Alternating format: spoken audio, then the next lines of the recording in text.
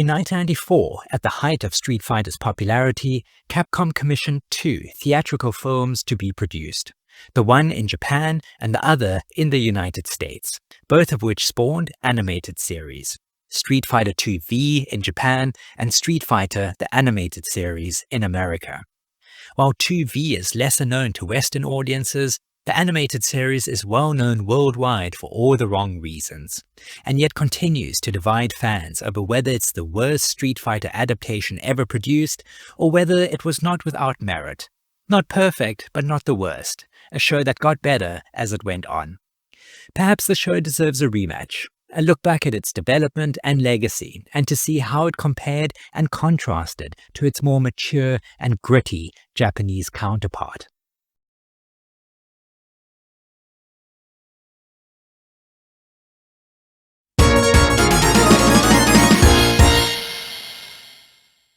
In 1987, Japanese video game developer Capcom released Street Fighter, the first release in the Street Fighter franchise. In the game, the player controls a young Japanese martial artist named Ryu, who competes in the Street Fighter tournament to prove his strength, and faces off against 8 computer-controlled opponents, all hailing from different parts of the world and all armed with different martial arts styles. The player can be challenged by a second player who controls Ken, Ryu's former partner and current rival, and if the challenging player defeats Ryu, continues the tournament as Ken. After the first 8 challengers are defeated, the player is taken to Thailand to face the last 2 adversaries, Adon, a deadly Muay Thai master, and his mentor, Sagat, the reputed Emperor of Muay Thai, and the game's final opponent. Street Fighter was a commercial and critical success and established some of the conventions that would become standard in later fighting games, such as the 6-button controls and the use of command-based special moves. The game also introduced the principal characters of Ryu and Ken, the only 2 playable characters to appear in every Street Fighter release, and established Ryu's long-standing rivalry with Sagat. Street Fighter's success paved the way for a sequel, Street Fighter II: The World Warrior, released in 1991. Street Fighter II vastly improved many of the mechanics introduced in the first game, and also expanded the concept of international fighters from around the world competing in the Street Fighter tournament, this time introducing 8 playable characters, each with a unique fighting style. Ryu and Ken return, hailing from Japan and the United States respectively, alongside E Honda from Japan, Guile from the United States, as well as Blanca from Brazil, Dhalsim from India, Zangief from Russia, and the only female character, China's very own Chun-Li. The player chooses one of these characters and fights each of the other 7, before facing off against 3 boss characters who stand in the way of the final boss. In the original Japanese release, the first of these boss characters was named M. Bison and bore a striking resemblance to American heavyweight boxing champion Mike Tyson. The North American branch of Capcom saw this as a lawsuit waiting to happen and fixed the problem by rotating the names of 3 of the 4 characters. M. Bison became Balrog, Balrog became Vega, and Vega became M. Bison, the main antagonist and final boss character of Street Fighter II. Sagat returns from the first Street Fighter as the game's penultimate boss character, who is defeated by Ryu at the end of the first Street Fighter game and who is now sporting a great scar across his chest thanks to Ryu's devastating Shoryuken. Street Fighter II Champions Edition was released a year later and made the 4 final boss characters playable, bringing the total number of playable characters to 12, while the new challengers, released in 1993, introduced 4 new characters: T-Hawk, DJ, Fei Long, and Cammy. Each of the characters has a backstory conveyed partly through promotional material, such as trading cards and articles in gaming magazines, and partly through the game itself, at the end of which key information is revealed to winners. Since no Street Fighter Bible exists, the stories are, in the words of Don Friedman, licensing executive at Capcom, like a fable, orally told and passed down from fan to fan. Street Fighter II is regarded as one of the greatest video games of all time, and the most important and influential fighting game ever made. Its launch is seen as a revolutionary moment within its genre, credited with popularizing the fighting genre during the 1990s and inspiring other producers to create their own fighting series, and also helped revitalize the ailing arcade game industry.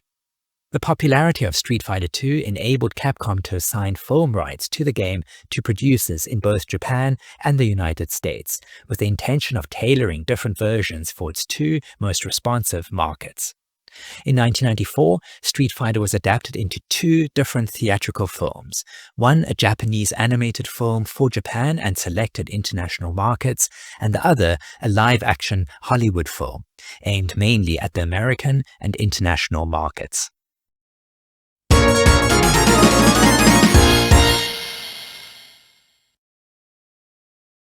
The first of these was Street Fighter II, the animated movie, a Japanese anime film released in Japan on August 6, 1994, and produced by Group TAC, a prolific Japanese animation studio established in 1968 and who had produced their own animated works since the mid-1970s.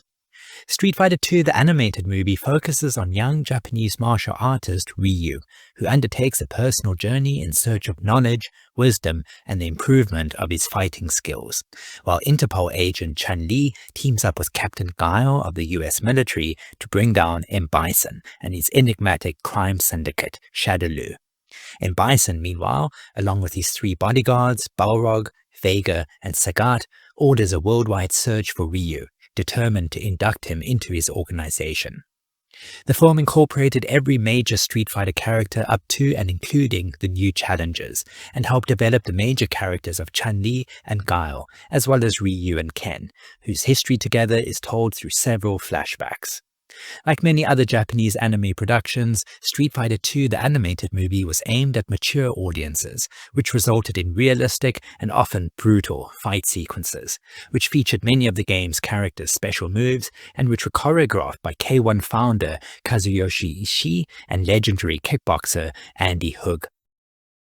Street Fighter II, the animated movie, was also praised by fans of the game for its faithfulness to the source material, while the film itself would be homaged in later Street Fighter releases.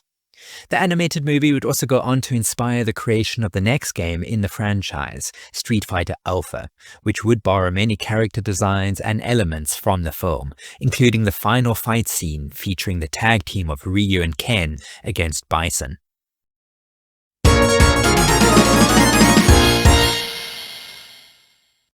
Following the critical and commercial success of Street Fighter II, the animated movie, the film's producers, Group TAC, produced another loose adaptation of the Street Fighter II game, the anime series Street Fighter II V, V for Victory, directed by the film's director, Kisaburo Sugi, and which debuted in Japan on 10 April 1995. Street Fighter II V acted as a prelude to the original story. While the animated movie stayed close to the original game's storyline, Street Fighter II V featured younger, redesigned versions of most of the game's characters, whose appearances, backstories, and personalities deviated greatly from their traditional depictions. Street Fighter II V centered around the two main characters, Ryu and Ken, two best friends who trained together as children at a dojo in Japan, and at the beginning of the series, the two, now aged 17, are reunited in San Francisco in the year 1995, the present year of the show's original airing. Ryu and Ken are both very talented fighters, but soon lose their first fight, both being effortlessly beaten up by Guile, at this point in the story a sergeant in the US Air Force. Guile is the best fighter Ryu and Ken have ever seen, and the two vow to abandon the competitive fighting circuit and to become street fighters, just like Guile. And Ryu and Ken set off on a journey around the world to seek out other fighters in order to hone and perfect their fighting skills. Their first stop is Hong Kong, where they meet the 15-year-old Chun-Li, who initially serves as a tour guide for the two and accompanies them throughout their journey. Many characters in the game are involved in their own subplots, which are weaved together into one linear story arc, as Ryu, Ken, and Chun-Li meet other street fighters, who either teach and train them or serve as challenging adversaries. In prison, Ryu meets his future nemesis, Sagat, and after a fight between the two ends in a draw, Sagat teaches the young Ryu the art of Muay Thai, and even protects Ryu in prison. Later, it is the Indian mystic Daosam who teaches Ryu how to use Hadu, which results in the Hadouken technique. Eventually, Ryu, Ken, and Chun-Li become entangled with Bison, boss of the powerful crime syndicate Shadaloo, and it is he, along with his henchmen, Vega, Balrog, and Zangief, who gives Ryu and Ken their ultimate challenge. Street Fighter II-V adopted the same dark and gritty tone seen in the animated movie, and had no shortage of martial arts combat, with special attention given to different fighting styles. With the series also aimed at a mature audience, many of the battles are brutal and bloody affairs, neither easy nor pretty, many of which left the participants, especially the young men and women, bloodied and bruised, but more often than not, stronger and wiser from the encounter. 29 episodes of Street Fighter II-V aired in Japan from 10 April to 27 November 1995, and 2 English adaptations of the series were produced, the first of which saw the return of many of the same English voice actors who worked on the dubbing of the animated movie.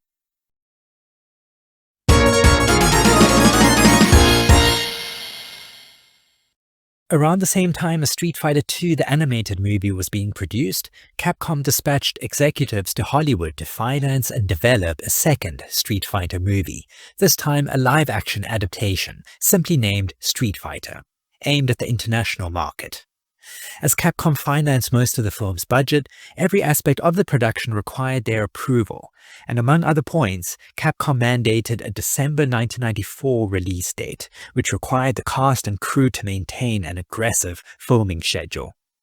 Experienced producer Ed Pressman brought on Stephen E. DeSouza to write and direct the film in his directorial debut. DeSouza was known for writing several high-profile action films of the 1980s and 90s, notably Commando, Die Hard, and The Running Man, and stated that he did not want to make a generic martial arts movie and described the film as a cross between Star Wars, James Bond, and a war film. Furthermore, there was concern over previous film adaptations of video games bombing at the box office at the time, Super Mario Bros. And Double Dragon being the more recent examples. A producer was quoted in the LA Times at the time as pointing out that what makes a good video game is the playability, what makes a good movie is the story.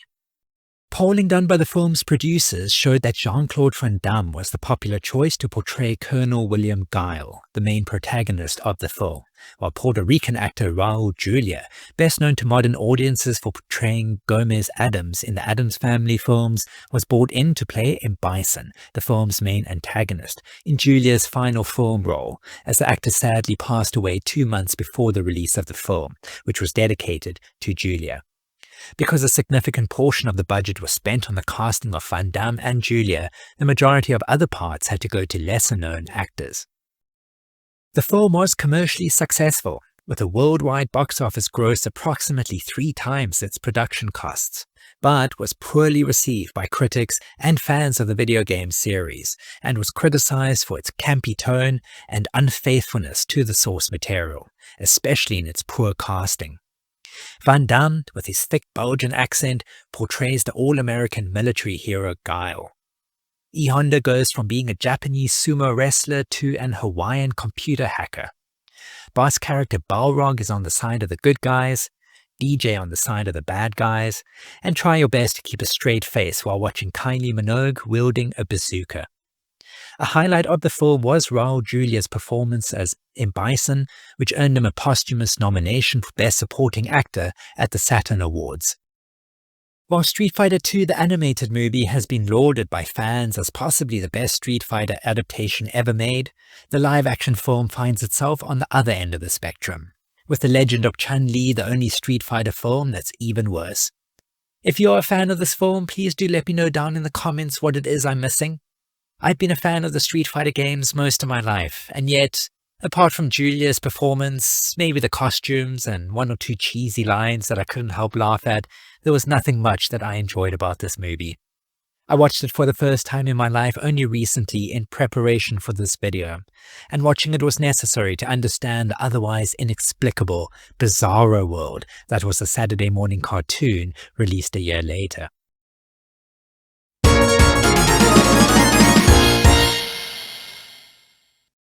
In 1995, following the commercial success of the live-action Street Fighter movie, Capcom greenlit the development of an animated series to be produced by Capcom themselves in collaboration with USA Studios and Grass Entertainment, known for co-producing previous animated series during the first half of the 1990s, notably X-Men, Conan the Barbarian, and Skeleton Warriors.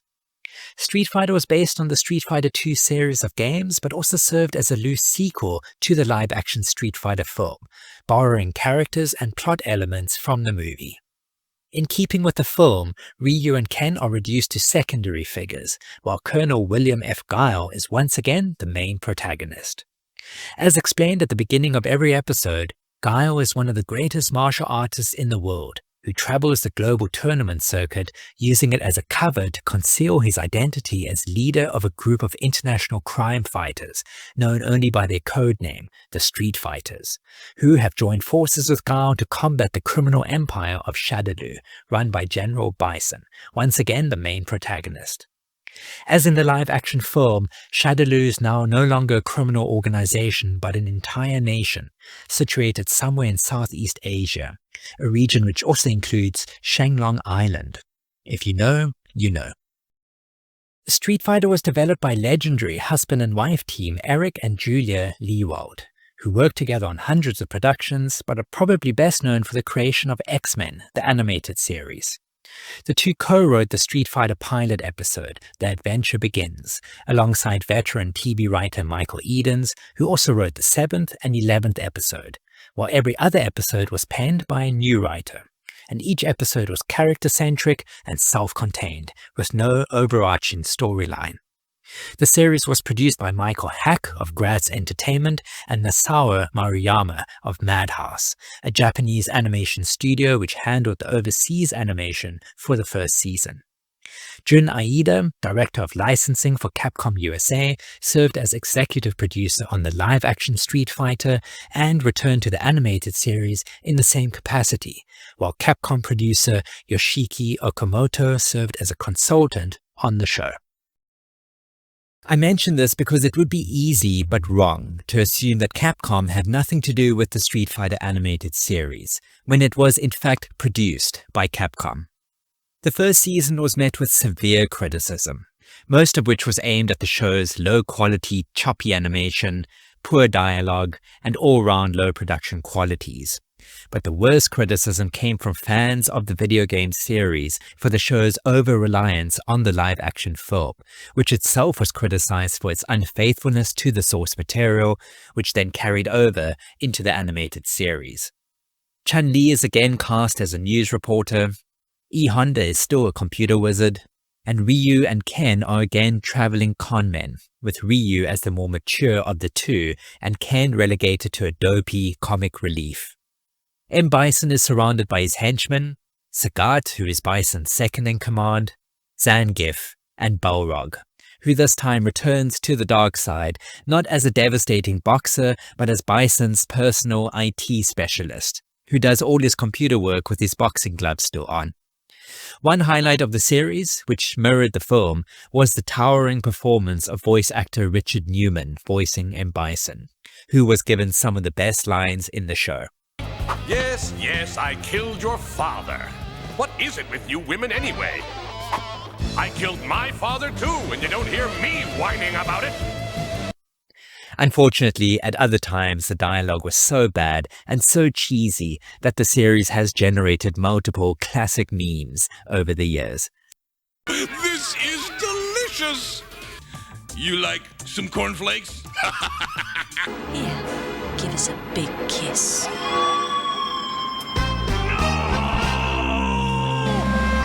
Yes! Yes!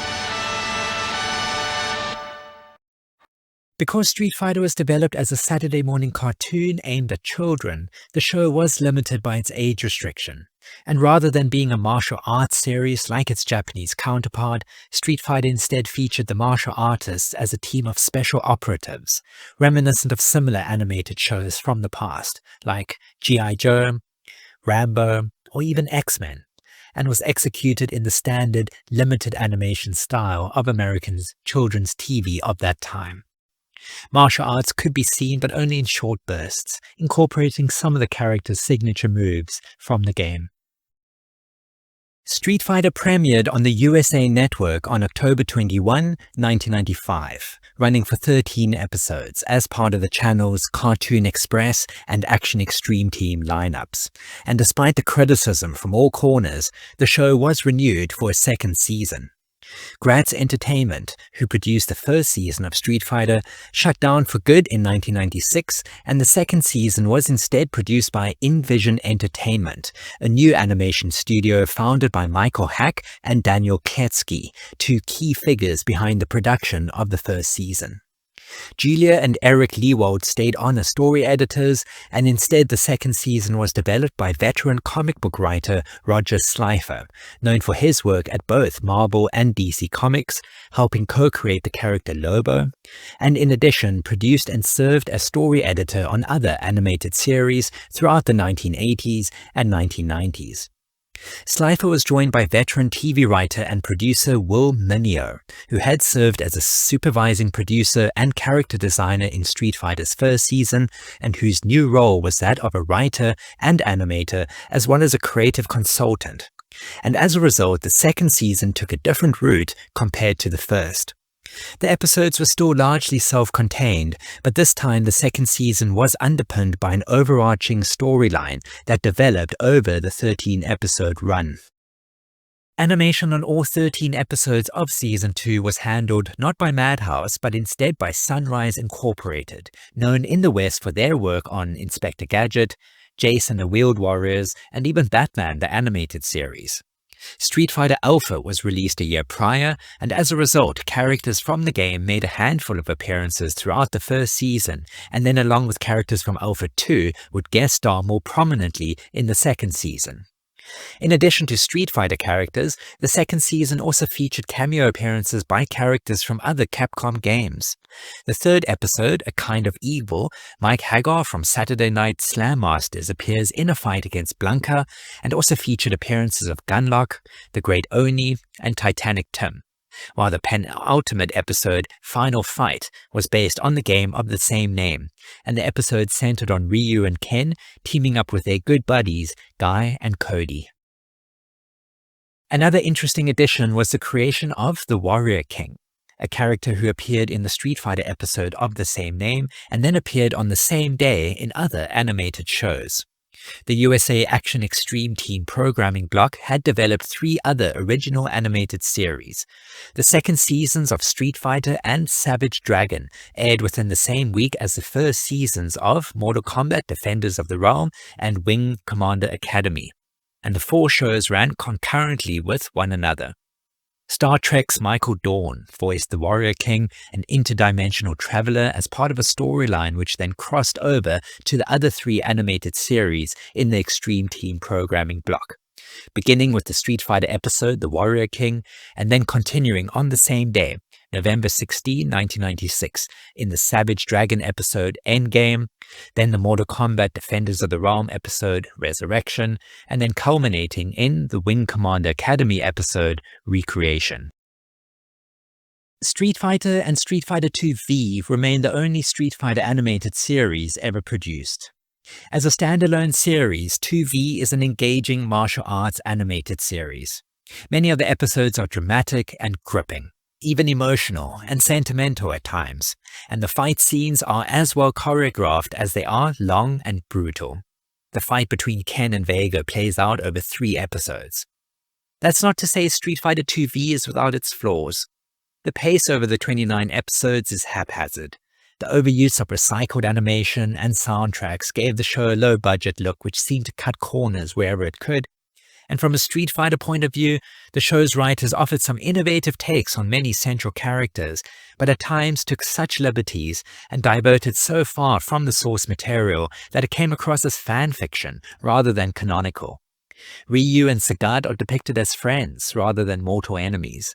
Characters like Honda and Blanca aren't featured at all, while Balrog, in the game a fearsome boxer, isn't a fighter at all, but instead depicted as a lowly informant and spy.